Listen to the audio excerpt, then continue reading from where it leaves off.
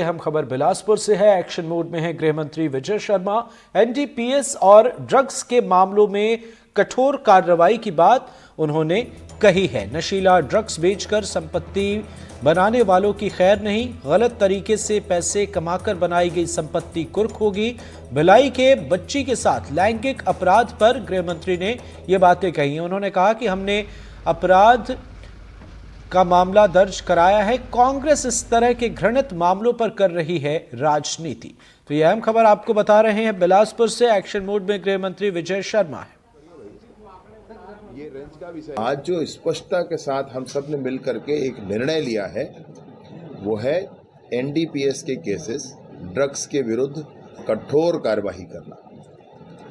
Drugs के विरुद्ध कठोर कार्रवाई करना, एंड टू एंड, मतलब अगर बेचने वाला पकड़ा गया तो उसने खरीदा कहाँ से और बेचने का वाला कहाँ था, इस पूरे चैन को पकड़ना। जो व्यक्ति जिसने भी ड्रग के स्मगलिंग करके पैसे कमाए हों, उसके पैसे से उसने संपत्ति बनाई हो, संपत्ति को कुर्क किया जाना चाहिए।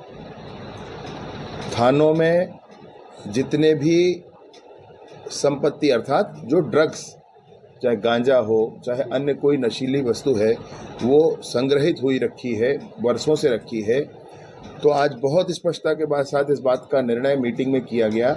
31 अगस्त 2024 अर्थात पिछला महीना, उससे पहले के जितने भी ड्रग्स पकड़े गए हैं सबका विनष्टीकरण सुनिश्चित किया जाएगा। आने वाले 4 वर्षों में 31 दिसंबर 2024 तक सब कुछ जो पुराना है सब कुछ नष्ट किया जाएगा प्रत्येक थाने में।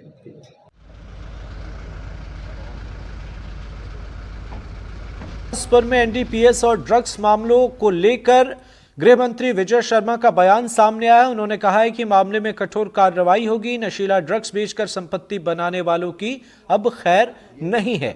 जिन लोगों ने गलत तरीके से पैसे बनाए हैं उनकी संपत्ति कुर्क होगी। सहयोगी दुर्गा प्रसाद मिर्धा हमारे साथ जुड़ गए हैं। बताएं क्या है ये पूरा मामला। छत्तीसगढ़ के गृह मंत्री विजय शर्मा जी बिलासपुर एक दिवसीय बिलासपुर दौरे पे पहुंचे हुए थे, जहां बिलासपुर आईजी रेंज ऑफिस में पुलिस जिले के अलग अलग 8 जिलों के पुलिस अधीक्षक और राजपत्रित अधिकारियों की बैठक ली। इस बैठक में आपराधिक बढ़ते मामलों को रोकने के लिए दिशा निर्देश दिए और खासतौर पे नशीली दवाई और ड्रग्स एनडीपीएस के मामलों पर जो पिछली सरकार जो कार्रवाई की थी उसको खत्म आगामी दिसंबर तक सारे जब्त किए गए सामग्रियों को खत्म करने का जो है वो निर्देश दिए हैं। साथ ही जी दवाइयों के व्यापारियों जो उनके संपत्ति को कुर्क करने की बात कही। जी बिल्कुल। दुर्गा सर, आपसे ये समझना चाहेंगे, भिलाई की बच्ची के साथ लैंगिक अपराध पर भी उन्होंने अपनी बातें कही और कांग्रेस को भी घेरने की कोशिश उन्होंने कही। किस तरीके से इसे देखा जाए?